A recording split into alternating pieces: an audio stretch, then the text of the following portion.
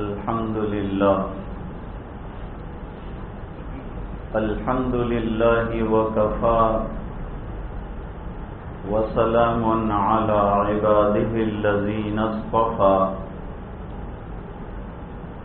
أما بعد أعوذ بالله من الشيطان الرجيم بسم الله الرحمن الرحيم ومن يبتغ غير الإسلام دينا فلن يقبل منه وهو في الآخرة من الخاسرين صدق الله العظيم اللهم صل على سيدنا محمد وعلى آل سيدنا محمد وأصحابه وأزواجه وبارك وسلم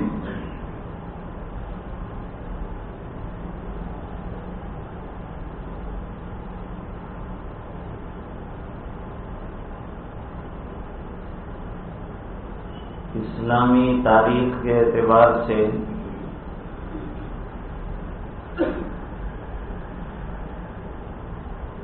ایک سال ختم ہوا اور نیا سال شروع ہوا.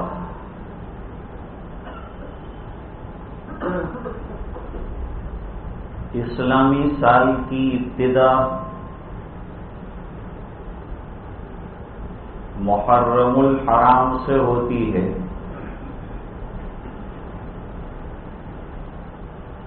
اور انتہا ذی الحجہ پر ہوتی ہے.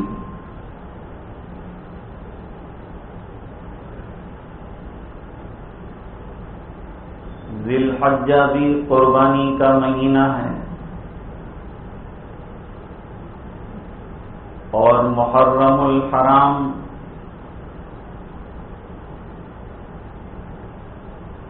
یہ بھی حضرت حسین رضی اللہ تعالی عنہ کی شہادت کا مہینہ ہے.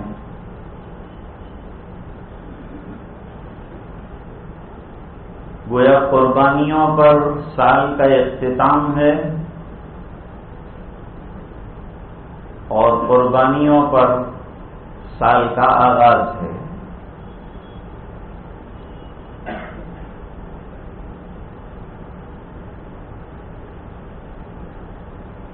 اکثر اور بیشتر ہم لوگ انگریزی سالوں کو یاد رکھتے ہیں. سن عیسوی جسے کہتے ہیں. ہمارا سب نظام زیادہ تر اس پر چلتا ہے. حالانکہ مسلمانوں کا جو نظام ہے وہ قمری سال کے اعتبار سے چلنا چاہیے.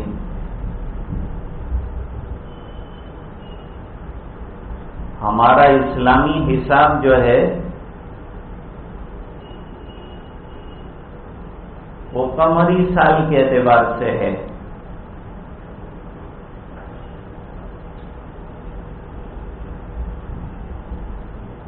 اور اسلامی سن جو ہے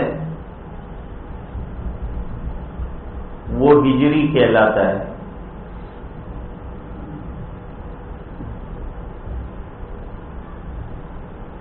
اب اسے ہجرت سے کیوں شروع کیا گیا؟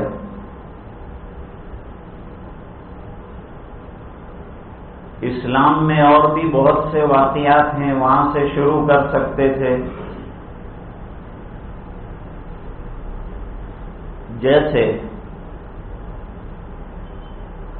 سرکار کی ولادت کا وقت، دنیا میں تشریف لانا، یہ بہت بڑا واقعہ ہے. تو وہاں سے اسلامی تاریخ شروع کرتے، لیکن اس سے نہیں کیا.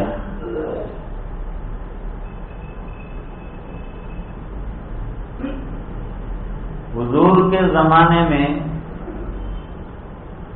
اور سرکار کے تشریف لانے سے پہلے ابرہہ جو لشکر لے کر آیا تھا کعبۃ اللہ پر چڑھائی کرنے کے لیے، اور پھر اللہ نے اس کو رسوا کر دیا، جس کا تذکرہ اللہ تعالیٰ نے قرآن کریم میں بھی فرمایا ہے، أَلَمْ تَرَ كَيْفَ فَعَلَ رَبُّكَ بِأَصْحَابِ الْفِيلِ، اس میں تذکرہ ہے۔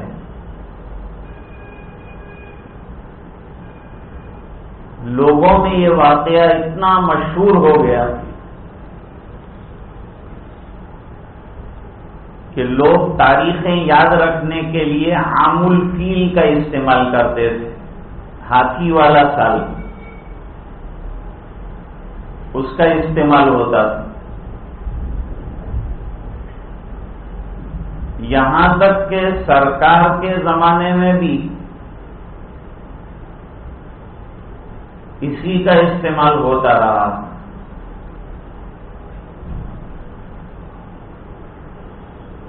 اس کے بعد حضرت ابو بکر رضی اللہ تعالی عنہ کا دور آیا،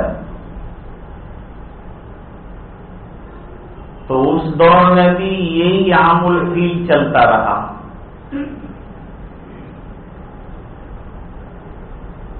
پھر دور فاروقی آیا، حضرت عمر رضی اللہ تعالی عنہ کا زمانہ آیا،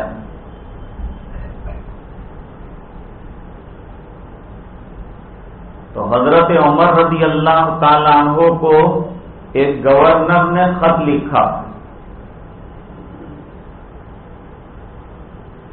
لیکن خط میں تاریخ نہیں تھی۔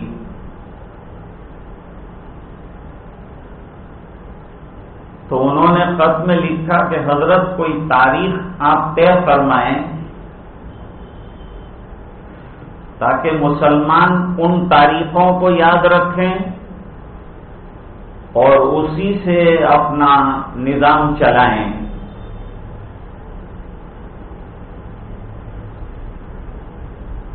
تو حضرت عمر رضی اللہ تعالی عنہ نے میٹنگ بلائی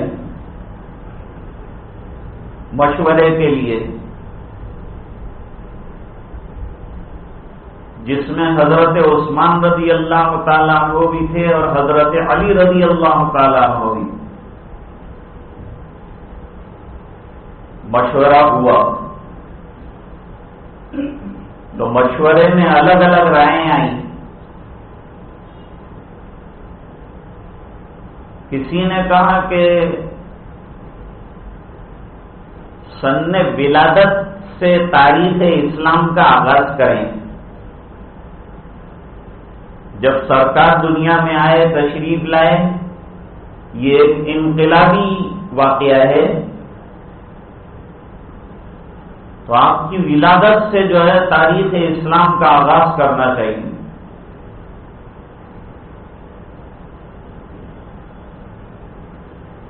دوسرے کچھ حضرات نے یہ کہا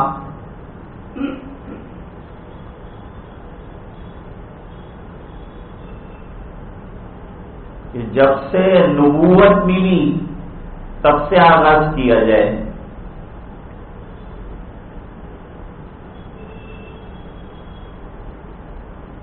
اس پر بھی اتفاق نہیں ہو سکا، تو پھر یہ طے کیا گیا کہ اچھا فتح مکہ بہت بڑا واقعہ ہے،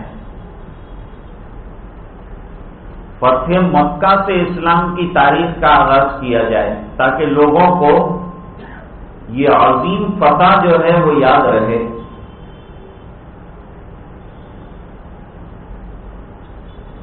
لیکن حضرت علی رضی اللہ تعالی عنہ کی رائے یہ بنی کہ ان تمام کے بجائے ہجرت سے تاریخ کو شروع کرنا چاہیے۔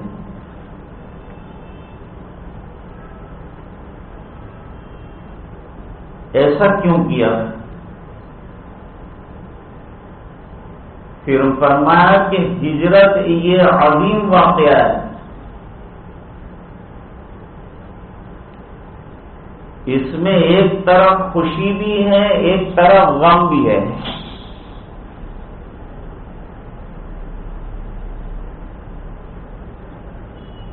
بعض لوگوں نے کہا تھا کہ سرکار کی وفات کا دن جو ہے وہاں سے تاریخ شروع کی جائے،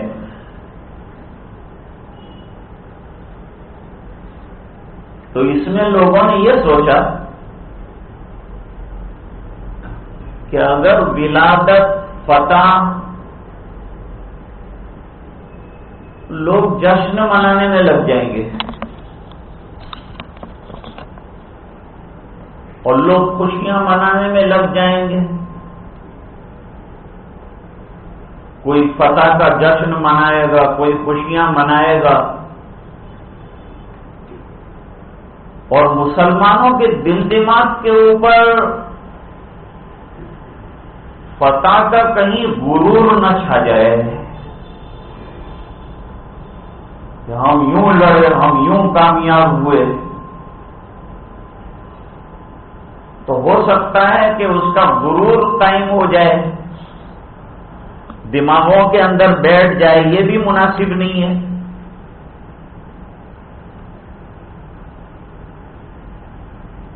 اب اگر وفات کی تاریخ طے کرتے ہیں تو پھر غم کا ماحول شروع ہو جائے گا، ماتم کے سلسلے شروع ہو جائیں گے، تو کوئی ایسا ٹرننگ پوائنٹ رکھنا چاہیے جس میں دونوں چیزوں کی آمیزش ہو کہ امت کام میں لگے، نہ رنگ رلیوں میں لگے، نہ غم اور ماتم میں پڑے، بلکہ ان کو کوئی سبق ملے، ان کے سامنے کچھ نمونے آئے۔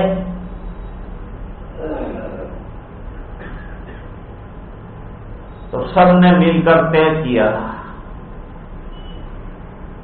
اور حضرت عمر رضی اللہ تعالی عنہ نے اس رائے کو پسند کیا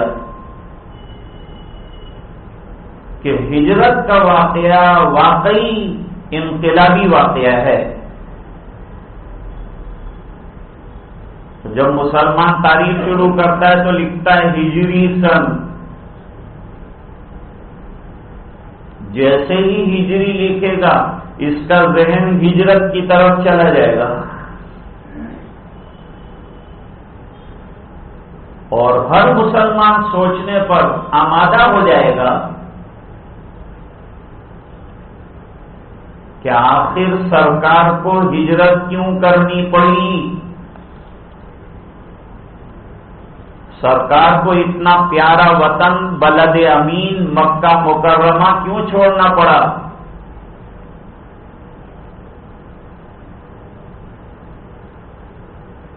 وہ کیا باتیں تھیں، وہ کیا وجوہات تھیں کہ آپ کو اور صحابہ کرام کو اپنے وطن عزیز کو چھوڑنے پر مجبور ہونا پڑا۔ مسلمانوں کو یاد رہے گا،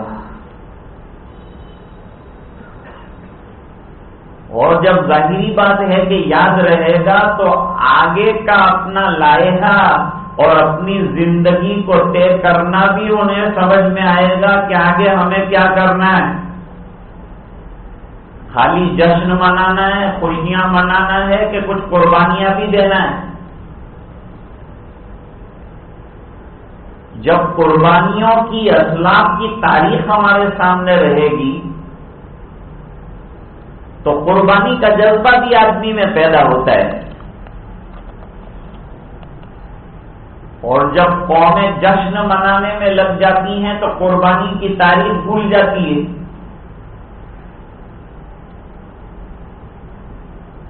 آزادی کا جشن مناتے ہیں تو اتنا مناتے ہیں کہ جنہوں نے قربانیاں دی انہیں کو بھول جاتے ہیں کہ بھئی جن کی خون کی ندیوں میں تیر کر اور جن لاکھوں لوگوں کی قربانیوں کے نتیجے میں اللہ نے یہ آزادی عطا فرمائی ہے، ذرا ان کو بھی یاد کیا جائے، اور آئندہ یہ قربانیاں رہے گی تو آزادی برقرار رہے گی۔ ایک بات یاد رکھو، ہجرت کرنا آسان کام نہیں ہے، اور ہجرت کہتے ہیں وطن کو دین کے لیے اور دین کی نشر و اشاعت کے لیے ہمیشہ کے واسطے چھوڑ دینا۔ چند دنوں کے لیے ہمیں وطن چھوڑنا ہوتا ہے تو آنکھوں میں آنسو آ جاتے ہیں۔ طلبہ مدرسے میں پڑھنے آتے ہیں، اپنا گاؤں چھوڑ کر تو روتے ہیں، حالانکہ گاؤں میں کیا رکھا ہے؟ وہاں کچھ بھی نہیں، اور شہر میں ہر طرح کی سہولت ہے۔ ارے بھائی سہولتیں اپنی جگہ، وطن اپنی جگہ، جیسا بھی ہے لیکن ہے وطن، اور وطن سے آدمی کو ایک خاص الفت ہوتی ہے، ایک خاص محبت ہوتی ہے، ایک خاص تعلق ہوتا ہے، ایک خاص ربط ہوتا ہے، تو اس کا اسے خیال رہتا ہے۔ سرکار نے بخوشی مکہ مکرمہ نہیں چھوڑا، نبوت ملنے کے 13 سالوں تک تکلیفیں برداشت فرمائی، اور صحابہ کرام نے بھی 13 سالوں تک صبر کے جام کیے،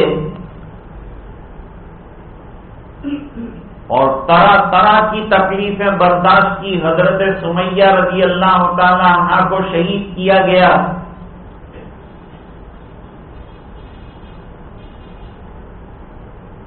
شیعوں نے سیدنا حسین رضی اللہ تعالی عنہ کی شہادت کو اتنا زیادہ فروغ دیا ہے کہ تاریخ اسلامی کے دوسرے شہداء کو لوگوں نے نظر انداز کر دیا۔ حضرت سمیہ رضی اللہ تعالی عنہا نے کتنی بڑی شہادت دی ہے، اسلام کی نیو میں ان کا خون لگا ہوا ہے۔ جہاں مردوں کی قربانیاں ہیں، خواتین کی بھی قربانیاں ہیں۔ اسلام کی نیو میں حضرت خدیجہ رضی اللہ تعالی عنہا کا مال لگا ہوا ہے، حضرت سمیہ کی جان لگی ہوئی ہے، حضرت بلال رضی اللہ تعالیٰ عنہ کی قربانیاں لگی ہوئی ہیں۔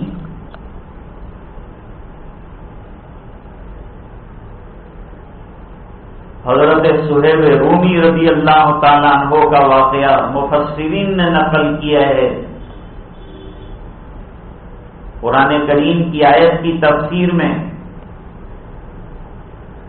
وَمِنَ النَّاسِ مَن يَشْرِي نَفْسَهُ ابْتِغَاءَ مَرْضَاتِ اللَّهِ وَاللَّهُ رَءُوفٌ بِالْعِبَادِ۔ بعض لوگ وہ ہیں کہ جنہوں نے اپنے مالوں کا سودا کر ڈالا اپنے ایمان کی بقا کے لیے۔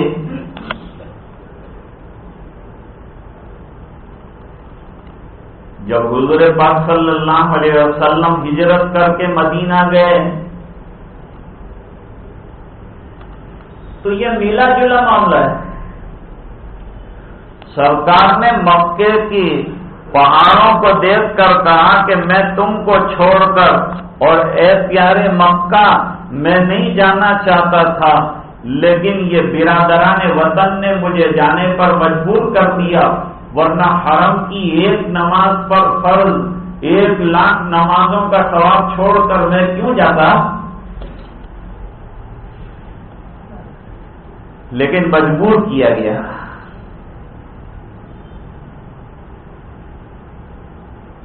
اب جب مدینہ پہنچے تو مشہور یہ تھا کہ مدینہ منورہ میں بخار کی وبا رہتی تھی۔ خوشی یہ کہ مدینے والوں نے زبردست استقبال کیا، جتنے برے طریقے سے اور ذلت کے ساتھ یہاں سے نکلنا پڑا تھا، اتنا مدینہ کے اندر شاندار استقبال کیا گیا۔ چھوٹے چھوٹے بچے اور بچیاں سرکار کے استقبال کے لیے نکلے۔ طلع البدر علینا من ثنیات الوداع، بچیاں گا رہی، وجب الشکر علینا ما دعا للہ داعی۔ زور زور سے ترانے پڑے جا رہے ہیں۔ پورے مدینے میں اتنی کبھی خوشی نہیں ہوئی جتنا کہ سرکار کے تشریف لانے کی خوشی محسوس کی گئی۔ تو خوشی کا عالم تو یہ ہے۔ دوسری طرف جو ہے وطن چھوڑنے کا غم بھی صحابہ کرام کو رہا۔ چنانچہ حضرت بلال رضی اللہ تعالیٰ عنہ بھی آ گئے ہیں، اور سرکار کے ساتھ رفیق غار والمزار حضرت ابوبکر رضی اللہ تعالیٰ عنہ بھی آ گئے ہیں۔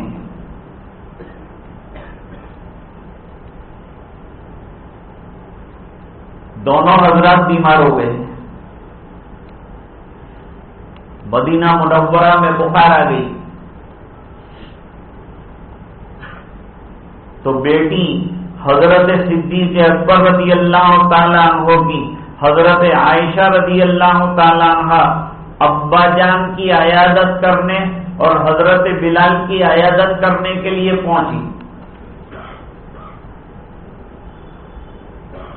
حضرت ابوبکر رضی اللہ تعالیٰ عنہ یاد کر رہے ہیں، مکہ مکرمہ کو، وطن کو یاد کر رہے ہیں۔ ابھی آئے ہوئے زیادہ دن نہیں ہوئے، اور بیمار آدمی کو وطن زیادہ یاد آتا ہے۔ شعر پڑھ رہے ہیں، کل امرئ مصبح فی اہلہ والموت ادنی من شراک نعلہ۔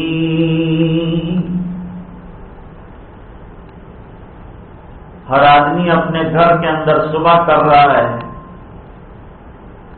حالانکہ موت اس کے جوتے کے تسمے سے قریب تر ہے۔ بیٹی نے جا کر نبی کریم صلی اللہ علیہ وسلم سے تذکرہ کیا۔ حضور پاک صلی اللہ علیہ وسلم نے مدینے کے لیے دعا فرمائی اور یوں کہا، اللہم حبب الینا المدینہ، اے اللہ یہ مدینہ منورہ کو ہمارے لیے اتنا پیارا بنا دے کہ حبنا مکہ، جتنا کہ ہمیں مکہ مکرمہ پیارا تھا اتنا پیارا بنا دیجئے، اور اے اللہ یہاں کی وباؤں کو نکال کر جوفا کی طرف بھیج دیجئے اور مدینے کو مامون اور امن والا بنا دیجئے، سکون والا بنا دیجئے۔ آج بھی کوئی جائے گا تو مدینے میں اسے سکون محسوس ہوگا، سرکار کی دعا کا اثر ہے۔ تو نبی کریم صلی اللہ علیہ وسلم نکل تو رہے ہیں، حضرت سہیب رومی رضی اللہ تعالیٰ عنہ کو پتا چلا کہ سرکار ہجرت کر کے گئے،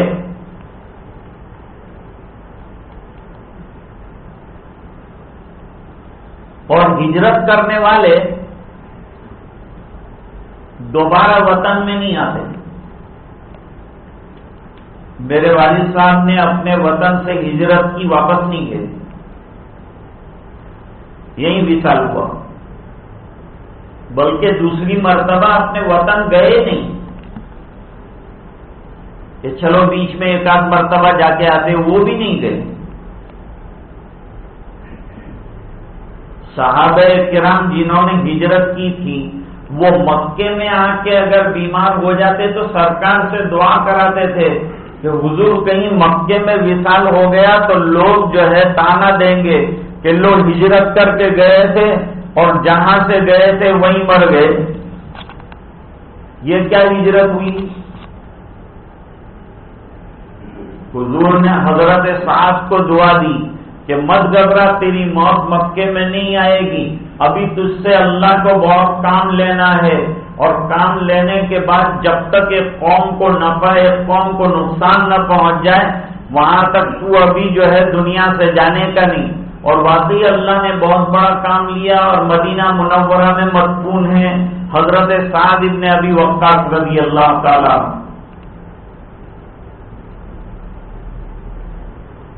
تو سرکار کی ہجرت کرنے کے بعد حضرت صہیب رومی رضی اللہ تعالیٰ عنہ نے مال جمع کیا جو ان کا اپنا تھا، اور مال جمع کرنے کے بعد اس کو اونٹ پر رکھا۔ وہاں سب سے بڑی سواری یہی ہوتی تھی نا، اور لمبے سفر کے لیے اونٹ پر سفر کرتے تھے لوگ، کجاوا کس لیتے تھے، اس کے اوپر سب سامان لاد دیا جاتا تھا۔ ابھی بھی جو خانہ بدوش لوگ ہیں ان کے قافلوں میں آپ دیکھیں گے کہ اونٹ کے اوپر انہوں نے بستر بھی رکھا ہے، کجاوا بھی رکھا ہے، چارپائی بھی رکھی ہے، سب رکھتے ہیں، اور اونٹ اتنا مضبوط جانور ہے سب لے کے چلتا ہے، اور لمبے ٹائم تک کے لیے چلتا ہے، بغیر پانی کے چلتا ہے۔ ایک مرتبہ اس کو سیراب کر دیا جائے تو پھر وہ لمبا چلتا ہے،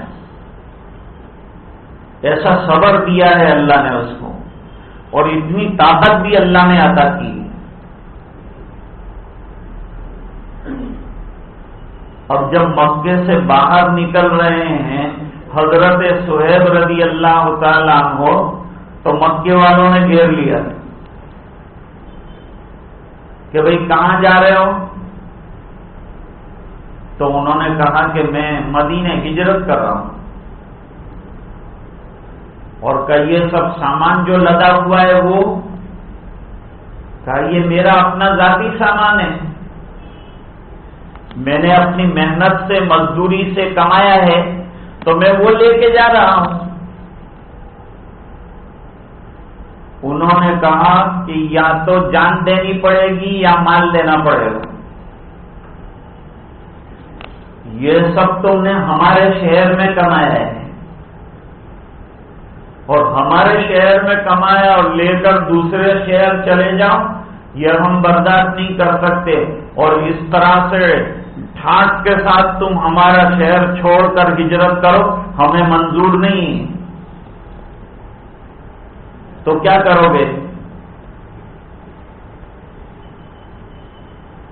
صہیب رومی نے پوچھا کیا کرو گے؟ تو کہا مقابلے کے لیے تیار ہو جاؤ۔ انہوں نے کہا مقابلے کے لیے تیار ہو، اور تم سے اچھی لڑائی لڑ سکتا ہوں، مجھے اللہ نے طاقت بھی دی ہے، مقابلے کی طاقت بھی دی ہے، میں لڑ سکتا ہوں تمہارے ساتھ، مقابلہ کر سکتا ہوں، لیکن تم کو تو انٹرسٹ مال میں زیادہ ہے نا، تو یہ جتنا میرے اونٹ پر مال ہے سب لے لو۔ ایک ایک کر کے جتنا مال تھا سب اتار دیا، خالی ہاتھ، اور تہی دست ہو گئے، تہی دست ہو گئے، خالی ہاتھ ہو گئے، اور کہا تو مجھے جانے دو گے نا؟ کہا آپ جاؤ۔ ایسے خالی حالت میں اور تہی دستی کے عالم میں مدینہ منورہ پہنچے۔ حضور پاک صلی اللہ علیہ وسلم نے استقبال کیا، سرکار باہر نکلے اور حضرت صہیب سے پوچھا کیا سودا وہاں کر کے آئے یہ بتاؤ۔ سرکار سودے کے نام پر تو پوری زندگی کی جتنی پونجی تھی ان کو دے کے آیا ہوں، اور لے کے کیا ہے؟ فرمایا آپ کی محبت لے کے آیا ہوں اور ایمان کی سلامتی اور جان بچا کے لایا ہوں۔ تو سرکار نے فرمایا سستا سودا کیا، یہ سودا جو تم نے کیا ہے یہ کوئی مہنگا سودا نہیں کیا، یہ سستا سودا کیا۔ جتنا سامان دے کے آئے اس سے دگنا سامان بھی دینا پڑتا، اور تم اپنا ایمان سلامت نکال کر یہاں لے کر آتے تب بھی یہ سودا سستا تھا، کیونکہ آپ امن والی جگہ میں آ گئے۔ اب یہاں سے اسلام کی نشر و اشاعت کا بڑا اللہ تعالیٰ نے اچھا موقع دیا، دین پھیلا۔ تو میں عرض کر رہا تھا کہ لوگ اکثر اور بیشتر ایک شہادت کو یاد کرتے ہیں، لیکن بڑی بڑی شہادتوں کے واقعات ہیں اسلام میں ان کو بھول جاتے ہیں۔ ایسی بھی شہادت ہے کہ جس پر خود سرکار نے آنسو بہائے ہیں۔ سیدنا حمزہ رضی اللہ تعالیٰ عنہ کی شہادت ہوئی غزوہ احد کے موقع پر، تو نبی کریم صلی اللہ علیہ وسلم کی آنکھوں میں آنسو آئے ہیں، آپ خود روئے ہیں۔ آج کل تو سال کی مبارکبادیاں جو ہے وہ دینے کا رواج چل پڑا ہے، حالانکہ اس کی اسلامی اعتبار سے میں تو یہ کہتا ہوں کہ تم گزشتہ سال جو کمی چھوڑ کے آئے ہو اس کا جائزہ لو اور اللہ کے دربار میں معافی مانگو کہ جس کام کے لیے تم نے سال عطا فرمایا تھا ہم وہ سال کو اس شان کے ساتھ پورا نہیں کر سکے، ہم اس طرح سے کام نہیں کر سکے، ہم اس طرح سے اعمال نہیں کر سکے، ہم اس طرح سے تیرے احکام کو پورا نہیں کر سکے۔ تو اللہ تو ہماری اس کوتاہی کو درگزر فرما دے اور آئندہ ہمارے سامنے ہجرت والے واقعات ہیں، صحابہ کرام کی تاریخ ہے، ہمارے مشائخ اور بزرگوں کے تمام ہجرت کے اور قربانیوں کے واقعات ہیں، وہ ہمارے سامنے رہنے چاہیے، اور اس کو سامنے رکھ کر قربانی کے جذبے کے ساتھ اعمال میں لگنا ہے، احکام میں لگنا ہے۔ یہ اصل میں صحیح طریقہ ہے۔ یہ تو غیروں کا طریقہ ہے کہ سال کا ابھینندن دیتے ہیں اور نئے سال کی مبارکبادیاں دیتے ہیں۔ دعا البتہ کرو کہ اللہ ہمارا سال عافیت کے ساتھ گزرے، اور یہ 10 دن جو ہیں ان میں تو روزہ رکھنے کی فضیلت بیان کی، یہاں تک کہ عاشورہ جو 10واں دن ہے اس کی تو بڑی فضیلت آئی، اور اس میں تو روزہ حضور پاک صلی اللہ علیہ وسلم نے خود رکھا۔ جب سرکار مدینے آئے تو مدینے کے اطراف میں یہود رہتے تھے، حضور پاک صلی اللہ علیہ وسلم نے دیکھا کہ وہ 10ویں تاریخ کو روزہ رکھے ہوئے ہیں۔ سرکار نے وجہ پوچھی، کیوں روزہ رکھتے ہو؟ محرم کی 10ویں تاریخ کو عاشورہ کہتے ہیں، اور بعض علماء نے لکھا 10 نبیوں کو عجیب عجیب واقعات اور خوبیوں سے اللہ تعالیٰ نے یہ 10ویں تاریخ میں نوازا، اس بنا پر بھی اس کو عاشورہ کہتے ہیں، اور 10واں دن جو ہوتا ہے اس کو عاشورہ کہتے ہیں۔ تو ہم لوگوں نے یہ سمجھا کہ سیدنا حسین رضی اللہ تعالیٰ عنہ شہید ہوئے اس لیے یہ دن جو ہے عاشورے کا کہلاتا ہے، حالانکہ ابتدائے آفرینش اور دنیا کے بننے کے اور پیدائش کے دن سے اس دن کی اہمیت ہے اور اس دن کی امپورٹنس اسی دن سے ہے، نہ کہ حضرت حسین رضی اللہ تعالیٰ عنہ کی شہادت کے بعد ہے۔ تو جب اس کی فضیلت پہلے سے چلی آ رہی ہے، پھر اللہ نے تقدیر میں لکھا تھا، تو دین کے لیے قربانی دیتے ہوئے حضرت حسین رضی اللہ تعالیٰ عنہ کا بڑا کارنامہ شہادت کا جو ہے پیش آیا۔ وہ بھی ماتم کی چیز نہیں ہے، بلکہ شہادت تمنائے مومن ہے، وہ بھی ماتم کی چیز نہیں ہے، اور اسلام میں ماتم کی کوئی گنجائش ہی نہیں ہے۔ پہلے خوشیوں میں حد سے گزرتے تھے تو ہمیں شکر کا جام دیا گیا کہ شکر کے ذریعے سے اللہ کی نعمتوں کو یاد کرو اور شکر بجا لاؤ تو اللہ تمہاری نعمتوں میں اضافہ کریں گے، اور جب غم آئے، حالات آئے تو ماتم کرنے کے بجائے صبر کا پیمانہ دیا کہ صبر سے کام لو، اور صبر کرنے کا بھی معیار بتایا کہ کسی کے وصال پر 3 دن کے لیے آپ سوگ منا سکتے ہیں، اور سوگ منانے کی تعریف ہے صرف ترک زینت کرنا، اپنے آپ کو مزین کرنے سے بچنا، اور مزین تو خواتین اپنے آپ کو زیادہ کرتی ہیں، مردوں کو کہے گا مزین ہونا ہے، یہ ہے۔ اب 1400 سال ہو گئے تو سیدنا حسین رضی اللہ تعالیٰ عنہ کے نام پر کب تک روئیں گے؟ شہادت تو تمنائے مومن تھی، تو خوش ہونا چاہیے تھا کہ ہمارے لیے کتنا بڑا نمونہ چھوڑا، کتنی بڑی تاریخ چھوڑی کہ پورا خانوادہ یکے بعد دیگرے قربان ہوا، اور یوں کہا کہ نانا کے دین کو ہم رسوا نہیں ہونے دیں گے۔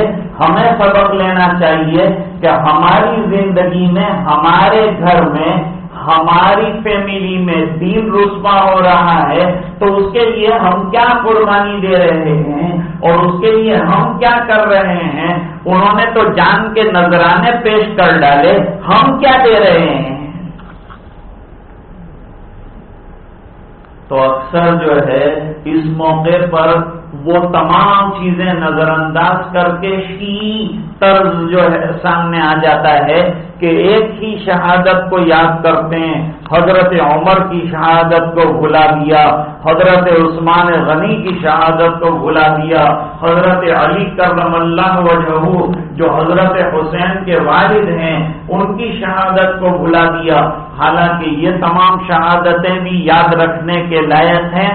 اور یاد رکھنے میں یہ ہے کہ بھئی ان کی قربانیوں سے دین کو پنپنا ہوا ہے، دین کا آگے بڑھنا ہوا ہے، اور قربانیوں کی بنیاد پر جو ہے دین پنپتا ہے اور قومیں اور ملتیں جو ہیں وہ آگے بڑھتی ہیں۔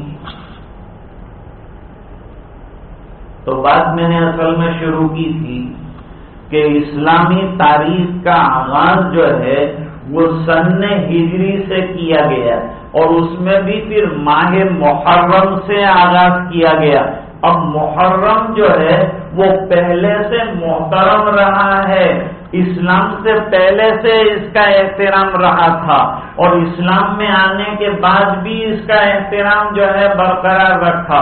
تو پہلا مہینہ جو ہے محرم کو قرار دیا گیا، اور سن ہجری اس لیے رکھا گیا کہ نہ ماتم میں پڑے امت، نہ خوشیوں میں ڈوب جائے، نہ گھمنڈ کرے، نہ مایوس ہو جائے، بلکہ ان دونوں کے بیچ میں ایک عملی امت ہے، اپنے لیے عملی ضابطہ طے کرے اور اپنے لیے احکام پر چلنے کی ہمتیں جٹائے اور اس کے مطابق چلنے کی کوشش کرے۔ اللہ تعالیٰ سمجھنے کی توفیق عطا فرمائے۔ وآخر دعوانا الحمدللہ رب العالمین۔